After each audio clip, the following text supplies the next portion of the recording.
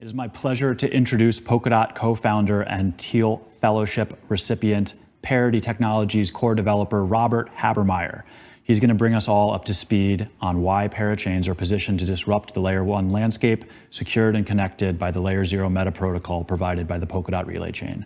Rob is here with me in New York. Welcome to the Polkadot Decoded main stage, Rob. Thanks, Peter. Thank you very much. Today I'm going to be talking about Parachains. So if you're new to Polkadot, you've probably heard this word thrown around in a few different places. Like, this is really the core technology of Polkadot. Polkadot is all about parachains and progressing those parachains so we can have all of those different chains moving together. A little bit about myself. My name is Rob, full name Robert. Most people call me Rob. I'm one of the founders of Polkadot, and I've had the honor of leading the Parachains core development process over the last several years to actually implement that code and work really closely with some of the researchers, that you saw in the video prior. I've split this talk into a number of sections to sort of talk about different aspects of Parachains. So the first aspect is just this disruptive aspect. What is it that we're really setting out to accomplish? And on a very high level, it comes from this fact that our world and the systems that make up our world are ever more complicated. There's a lot of interplay and chaos, and the systems can't keep up with either the amount of people or the amount of data, the amount of traffic, the amount of nuance. And we're spending a lot of time lost in details and regulation and oversight and just bogged down in paperwork. So that's kind of the motivation of crypto and of Polkadot and what we're doing here. Our ultimate goal is to allow people to transact more fairly and expressively, as in give people access to opt into rules, to rule sets, and collaborate with each other. And to focus on what is truly important to them, instead of spending time navigating complex bureaucracies and systems, that they can focus on doing meaningful work or bringing people together or doing what is really important to them. That's a very personal question, but I'm sure we all have the experience of spending far too much time on things that are not important. And really, I think one of the draws of crypto is that it's going to allow people to eliminate a lot of inefficiencies in organization and collaboration. So parachains are the realization of this last decade of blockchain development, technologically and philosophically. They're something new. It's something that's been sort of talked about and on paper for a long time, but paper is not reality. Reality is what code is out there that is executing. And that's really what we've set out to do, was not just solve something and write a mathematical style proof of it can exist, but really to go out and build it. So parachains, as they're in the launch process now, are this realization of that entire process. And what you can do with them very broadly is to disrupt the ways that we interact with the internet so far. So changing the way that we're going to transact, build, organize, and govern. So having new means of exchange, payment, finance, savings, ownership. As we've seen already over the past year, that has changed substantially. But furthermore, we're going to have different types of entrepreneurs and business models, ways of funding people and teams and interacting with other builders. There are going to be new interfaces, economic primitives, libraries, and cryptography, just things that were not possible without having this decentralized source of truth and trust. We're going to allow humans to be brought together in different ways. So communities, self-organized communities, and also for those communities to govern themselves and have clear binding rules of how they upgrade. And I think Polkadot itself is a fantastic example of a self-governing system, because it has this governance process for updating and bringing in the newest developments to the code as we go. But this is also happening on a much smaller scale. Governance tokens and projects that have their own governance processes. We're going to see this almost on a fractal level, cascading through the smallest projects all the way up to the top of the highest projects. And I think this concept of self-organized blockchain token communities is really interesting because it's very, very internet native. You're going to have people from all different walks of life, all different backgrounds and sources, wherever they come from, organizing around some common goal or principles. And the diagram here kind of shows that by having different sort of shapes made up of people that are coming out of that are distributed globally and organizing around Polkadot. Parachains are disrupting all existing blockchain technology. To get a little bit more specific, I'm talking about both existing layer ones and smart contracts. So we've got these three key metrics of sovereignty, inherited security, and specialization. So sovereignty is like how control of its own destiny an object is. And smart contracts are very subject to the system that they occupy. Inherited security is about whether you need to gather your own validator set, whether you, as a developer, when you're building one of these systems, are going to have to worry about providing economic security and making it too big to attack. And specialization is about the ability to suit the solution to a specific problem domain. The more specialized you can get for a problem domain, the more efficient your solution is, the more scalable, the more people can transact using it. And we've designed Parachains to try and tick all of those three boxes where smart contracts and layer ones right now don't really. So we're going to have to look a little bit closer at the architecture of Polkadot. The way that it works is you've got a relay chain at the center, and you've got various parachains being secured by that relay chain. And those parachains, you see the way that we display them here is all around the relay chain. And each parachain has its own validators, collators. Some of those parachains are in fact bridges to other networks. And we've also got over in the bottom left corner this notion of parathread. So those are sort of a different type of parachain that has a different scheduling mechanism. And I'll talk a bit more about that later. So to talk a bit about how parachains are changing smart contracts and disrupting them, the fact is that smart contracting platforms are generally too general for most use cases. You've got very coarse instructions, things like add a number, subtract a number. And if you're trying to build any type of complexity out of that, the inefficiencies basically get displayed as gas fees, right? Because you're charging a fee after every addition, every subtraction, whatever it is, those gas fees pile up and it becomes less computationally efficient. It's also less economically efficient. Whereas with parachains, you can really specialize to that use case. You could have a single transaction that just says, store this file. You could have a single transaction that says, pay my rent. Stuff like that that really is more self-contained than a million different small instructions. And I think one other key difference between parachains and smart contracts is that parachains are proactive, not simply reactive. The way that smart contract frameworks work is that they respond to events that are submitted as transactions to the blockchain. But you can't write a smart contract that says, wake me up in a year, wake me up in a month to perform this work, or I want to do this piece of work every block. And when you're writing a parachain as a developer, you actually have that control to schedule logic to execute at particular times or block heights. Parachains are disrupting layer one blockchains primarily due to the fact that it's got a heightened level of ease of communication. So layer one blockchains are not very efficient to bridge to each other. You can bridge them, but ultimately you have two consensus systems with two validator sets, and creating this bridge and proving to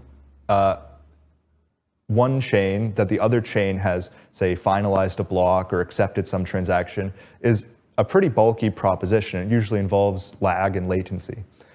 So the interesting thing about parachains is that since all parachains are secured by the same consensus process, messages can pass between parachains pretty much instantaneously, within a block or two, which in in the blockchain world is very, very fast.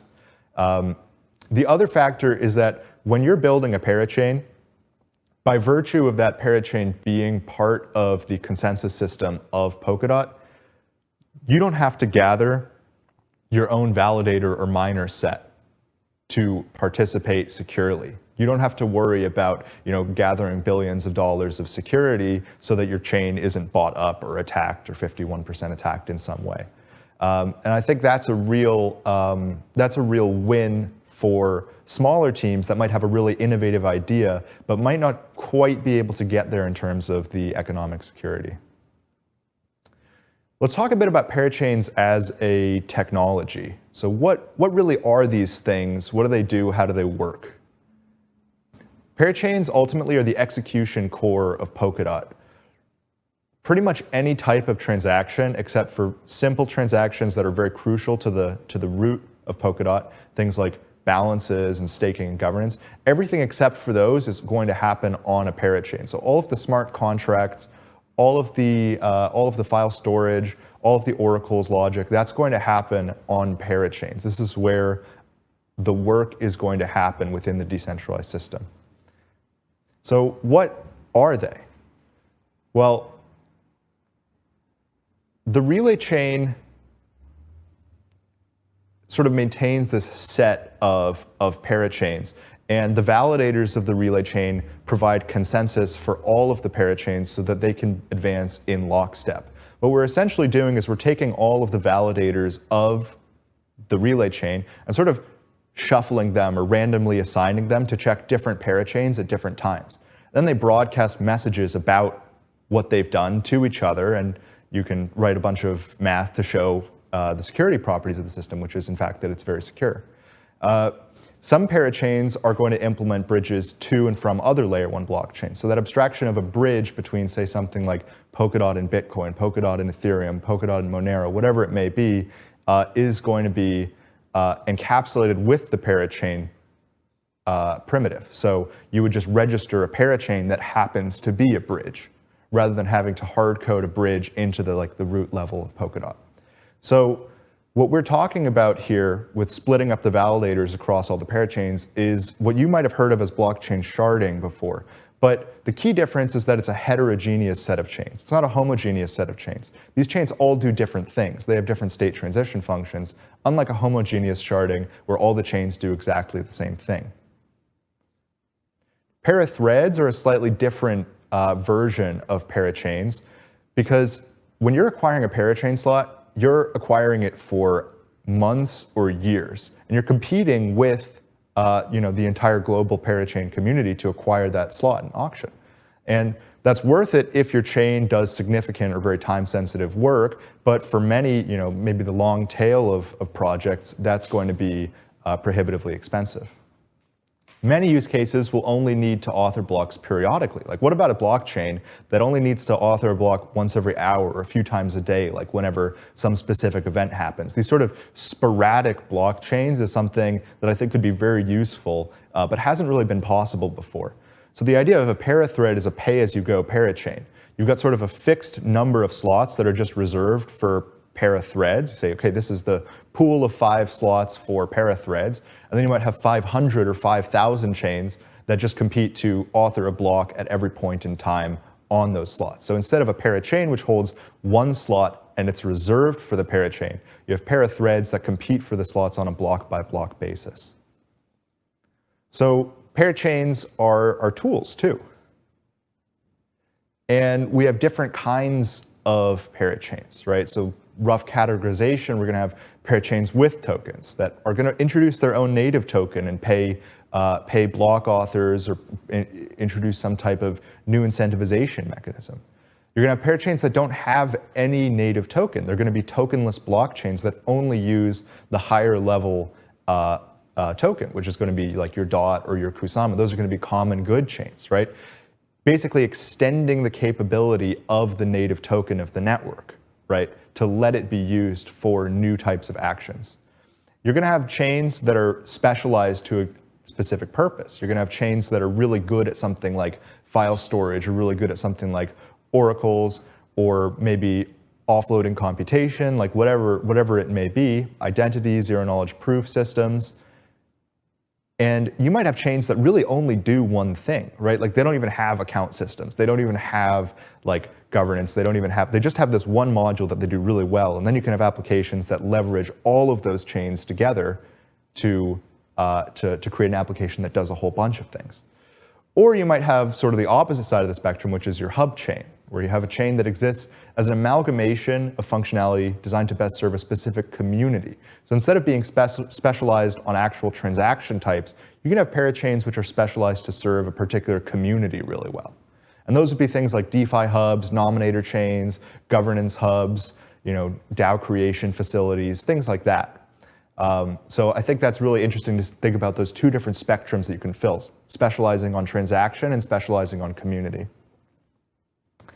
A couple of examples would be smart contract parachains. You can just have a parachain which is responsible for allowing people to execute smart contracts. So that would be with the Ink smart contracting language developed by Parity, sort of a Rust-like smart contract language, or the classic EVM, Solidity, what you're familiar with from Ethereum or other blockchains. I like to think of smart contract blockchains being specialized in generality, that the whole point is to let people be, write smart contracts. And that gives a lot of flexibility, but obviously it comes with the drawbacks of smart contracts. The cool thing is that it's opt-in. If you want to use a smart contract, you can. If you want to write a parachain that's more efficient, you can do that too. One of the plans that we have is to offload relay chain functionality to parachains. So that would be taking things like staking, governance, and balance transfers actually off of the relay chain. So what you would consider to be the Polkadot or Kusama chain today would actually become a transactionless chain that's responsible for nothing other than parachain consensus. So that would allow the validators of the relay chain to devote their maximum capacity to verifying parachain transactions, as opposed to spending their time on validating relay chain transactions. So wherever you can offload that functionality, it'll create like a really interesting kind of paradigm for blockchain development. And of course, really important are bridges, because I don't think Bitcoin and Ethereum are going anywhere for a while. And we want applications that are built in the Polkadot ecosystem to have access to assets like Bitcoin and projects that are living on Ethereum. So that research is ongoing, being developed, and will be deployed to Polkadot to connect Polkadot to Bitcoin and Ethereum via this parachain mechanism. Parachains are also organizations. So it might be strange to think of them that way, but really, at least community parachains, which aren't common good, they represent aggregated financial and social capital. Groups of people who have come together to pitch in to help that parachain acquire a slot, and also that they'll be working together on the internet. And that gives them some power in the system that allows them to make things happen. So parachains themselves are actually treated as sort of normal accounts within the Polkadot ecosystem. They're allowed to participate in governance. So they can vote on proposals. They can even submit proposals and referendum. They can sit on the council. You can actually have a council member in Polkadot's governance, which is a parachain. And then the way that that council member is going to make decisions is by having an internal governance process. So we might even see this sort of hierarchy of execution that comes from the parachains mechanism also start to reverberate into a hierarchy of governance, which is going to be really interesting to see. They can also curate bounties and have their own treasuries. Polkadot's got a treasury, Parachain X and Y might also have treasuries, and they can allocate those funds however they see fit to best serve their community. You could also think of parachains as digital nation states. They trade, and Polkadot enables them to trade. And different parachains are going to lean into different comparative advantages. That might be community, that might be certain technology that they have. And then this cross-chain message passing feature that Polkadot has will allow them to essentially engage in international trade, but in a digital way.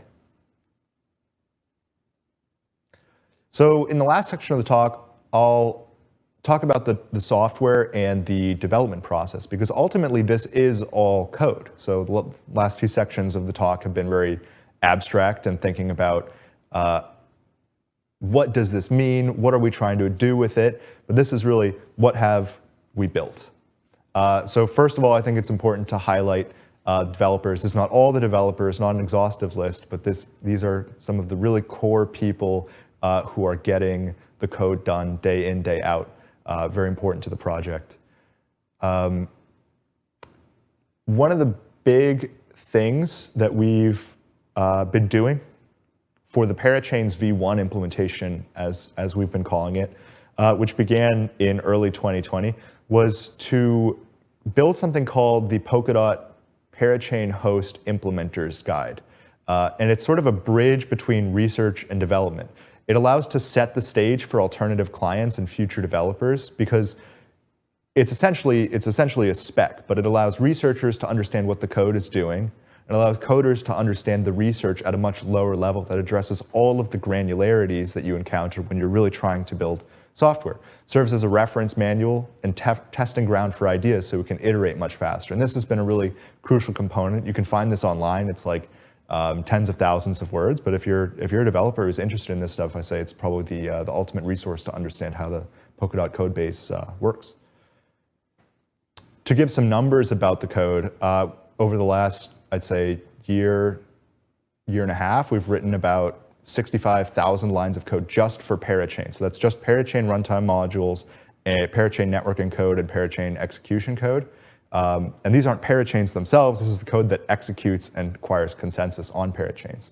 Over 800 pull requests and over 150 different things that we've tagged as features or enhancements as we've been developing. We've split that up into 23 different node-side subsystems. So those are different modules that are responsible for different things like availability or validation or databases and things like that. And 16 runtime modules, which are actually the modules that we deploy on-chain to facilitate Parachain consensus and make sure that the blockchain can understand Parachains. We've done a lot of testing over the past couple of months with the Rococo network, which we've gotten up to 900 validators and 15 Parachains. And I think we could have done more, but we were really just registering community Parachains, and we ran out of ones that were actually functioning by the time we reached 15. And that's targeting a 12-second block time. There are future optimizations planned that can target a 6-second block time. In fact, the code on-chain already supports that. The code off-chain will need to be optimized to support that.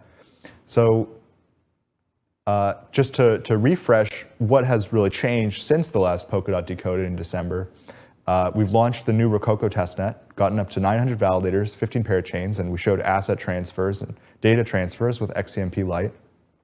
We completed a sharded security protocol and a runtime code base audit. There are going to be further audits on the other parts of the code. We launched Parachains on the West End Perma testnet. So we got a shell and I believe upgraded that to statement style Parachain. We added Parachain runtime modules to Kusama. So actually got the Parachains code, those 16 runtime modules, onto Kusama. And added code for Parachains, crowd loans, and auctions to Kusama as well. So now every Kusama validator node is actually running the Parachain validation code. Released version 0.9.2 and added the first Parachain to Kusama, which is shell and will be upgraded to statement. That has gone pretty well, but there are some stability issues so that we haven't gone forward with the runtime upgrade yet, but those will be resolved soon. What's happening next is, well, ideally auctions, right? Not announcing anything right now, but that is the goal once the Parachain is running really smoothly on Kusama, and having some common good Parachains, community Parachains, finalizing those audits, and then really starting to go through the same process on Polkadot. Like, in my opinion, Kusama has 900 validators and Polkadot has 290 or something like that. So if you can get consensus code to work well on Kusama, it's going to work well on Polkadot as well. So I think that's a key indicator. Of course, there are like more audits and a lot more checking that you want to do because of Polkadot, because Kusama is sort of the chaos and canary network, whereas Polkadot is not. But All that going well, the goal is to begin the rollout onto Polkadot. Our focus on the development side is going to be on optimization and scaling in the meantime. We'd really like to target 50 parachains with 1,000 validators and have that work really smoothly, rock solid, with lots of transactions. But we're also going to be starting to plan out and do those future features of parathreads, off-chain XMP, and off-chain code storage, which are going to be really useful and great performance improvements. And that's it for my talk. So thank you very much for joining, everybody, and I hope you enjoyed it.